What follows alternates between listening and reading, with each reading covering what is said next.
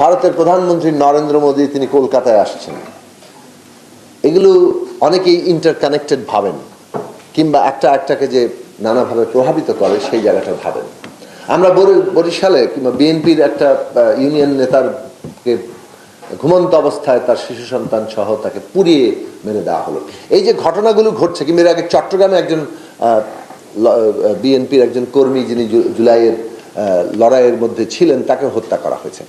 এখন এই যে ঘটনাগুলো ঘটছে, তার মানে বাংলাদেশে একটা অরাজক পরিস্থিতি আছে, এইটা নির্বাচনের পরিবেশ নাই, এইটা ক্রমাগত যেন প্রতীয়মান করা হচ্ছে। মানুষের মধ্যে এই অনাস্থা ব্যাপকভাবে ছড়িয়ে দেওয়া হচ্ছে যে ইলেকশনটা আসলে হবে না। আজকে আমি যতজনের সাথে কথা বলেছি, প্র্যাকটিক্যালি একটা প্রশ্নের উত্তর সবাইকে দিতে হয়েছে, ইলেকশনটা কি ভাই হচ্ছে?